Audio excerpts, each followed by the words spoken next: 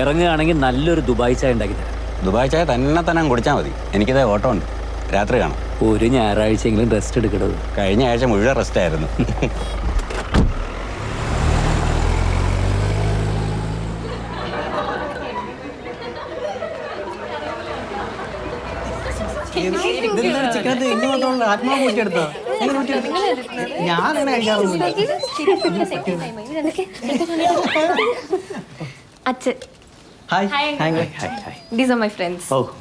Mansi best friend.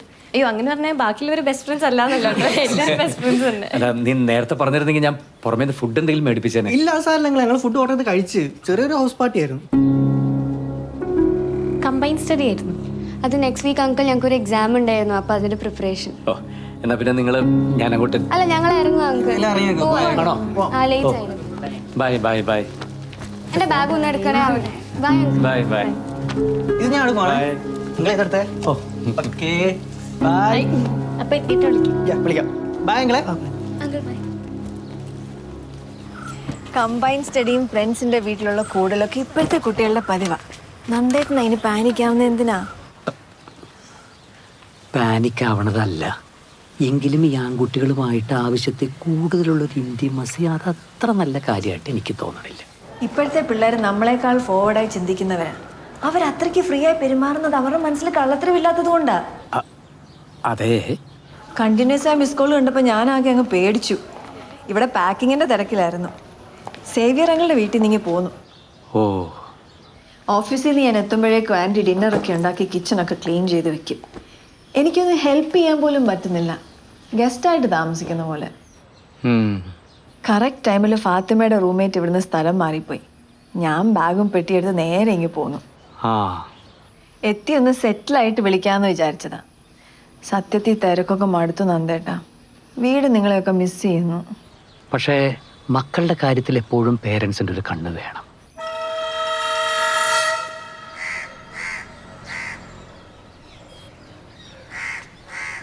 ഇതെന്തിനാ പെട്ടെന്ന് ഇവിടെ CCTV ഒക്കെ വെക്കുന്ന?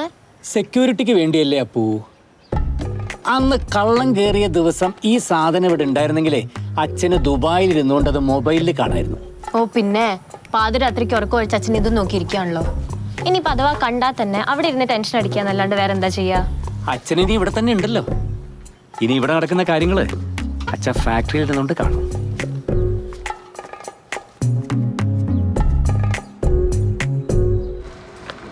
രാമേട്ടാ, ഓ, ഈ ബില്ലിലുള്ളതൊക്കെ കമ്പ്യൂട്ടറിൽ കയറിയിട്ടുണ്ടല്ലോ അല്ലേ? ഇത് മുഴുവനും കയറ്റിയിട്ടുണ്ട്. ഓ, എന്നിട്ട് വന്നേ.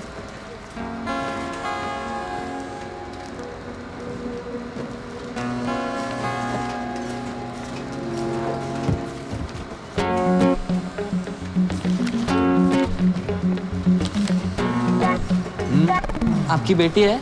हाँ, बहुत सुंदर है. അതിന് अल्ला अच्छन को इतना सौंदर्य है तो मोളും सुंदरी होगी. പണിയെടുക്കട്ടെ പണിയെടുക്കട്ടെ.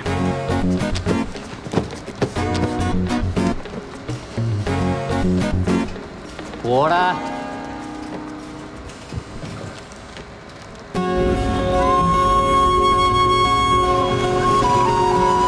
വളവ് വരുമ്പോൾ ഇൻഡിക്കേറ്റർ കേട്ടാ.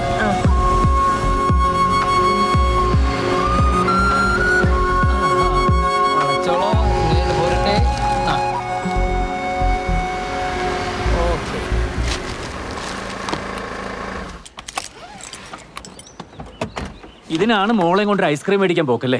അച്ഛന് വല്ല ബോധമുണ്ടോ? പ്രായപൂർത്തിയാവാത്ത കുട്ടികളെ കൊണ്ട് വണ്ടി ഓടിപ്പിച്ചാറേ പേരൻസിനാണ്ട് പിടിച്ച് അകത്തിടുക. അവള് നന്നായിട്ട് വണ്ടി ഓടിക്കണ്ട. നിന്നോട് ലൈസൻസ് കിട്ടുന്നവർ വണ്ടി എടുക്കാൻ പാടില്ല നമ്മ പറഞ്ഞിട്ടില്ലേ? ഒരു സാധനം പറഞ്ഞാൽ അനുസരിക്കില്ല എന്ന് എന്താ അത്ര വലിയ വാശി? മോളിങ്ങോട്ട് പോരാ, അമ്മമ്മ നല്ല പാലപ്പം ഉണ്ടാക്കി വെച്ചിട്ടുണ്ട്. നിങ്ങളൊക്കെ കൂടി കൊഞ്ചിച്ച അവളെ വഷളാക്കിയത്. നീ ഒന്നും മിണ്ടാതിരിക്കുക, അതിലൂടെ കുഴപ്പമൊന്നും ഉണ്ടായില്ല. വയസ്സായ അച്ഛനെ വെച്ചോണ്ടല്ലേ അവള് വണ്ടി ഓടിച്ചത്. എവിടെയെങ്കിലും പോയി തട്ടുവോ മറിയോ ചെയ്തിരുന്നെങ്കിൽ ആരാ സമാനം പറയാ? എടി അവിടെ നിൽക്കാൻ. അപ്പോ മോളെ, അപ്പോ ദേ നിന്റെ ഐസ്ക്രീം പോയി വിളിച്ചോണ്ടാ.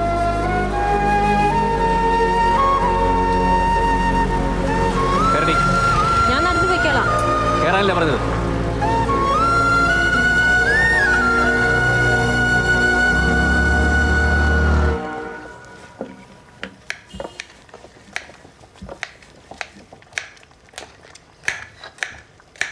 ഒന്ന് സോഫ്റ്റ് ആയിട്ട് ചെയ്യണ്ട അപ്പു.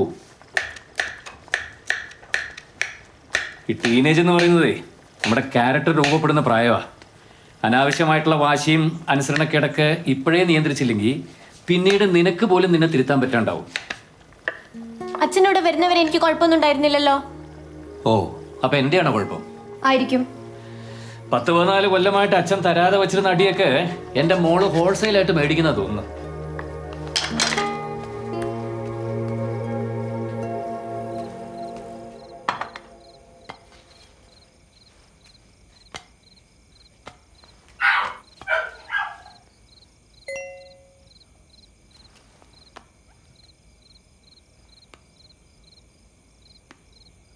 എനിക്കിന്ന് ഫുഡ് വേണ്ട. Good night.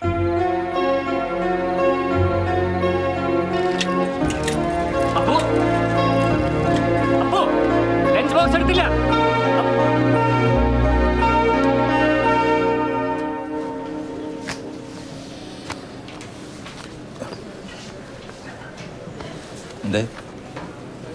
ഈ വീക്കെൻഡിൽ വീട്ടിലൊന്ന് പോയി വരാമെന്ന് വിചാരിക്കുക. മൺഡേ ലീവ് കിട്ടിയിരുന്നെങ്കിൽ. മൺഡേ മാത്രമല്ല, ഈ സാറ്റർഡേ സൺഡേയും ആർക്കും ലീവില്ല. റിലീഫ് ക്യാമ്പിൽ ഡ്യൂട്ടി ഉണ്ടല്ലോ അവർക്കും. മോളെ വിട്ട് ഇത്രയും ദിവസം ആദ്യമായിട്ടാണ് മാറി നിൽക്കുന്നത്. അതുകൊണ്ടാ സാർ. എന്നാൽ പിന്നെ മോളെ നോക്കി വീട്ടിൽ ഇരുന്നാൽ പോരായിരുന്നു. ഞങ്ങൾ ആരെങ്കിലും നിർബന്ധിച്ചിട്ടാണോ ജോലിക്ക് വന്നത്?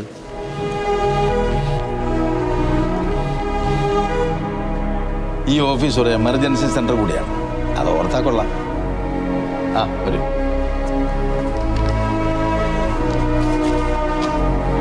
ഒപ്പൊക്കെ ഉണ്ടല്ലേ? ഉണ്ട് സാർ.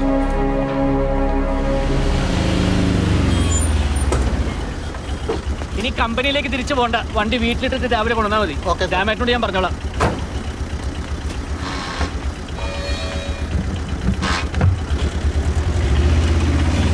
എന്താ ലൈറ്റ് ഒന്നും ഇടാത്ത? അപ്പോ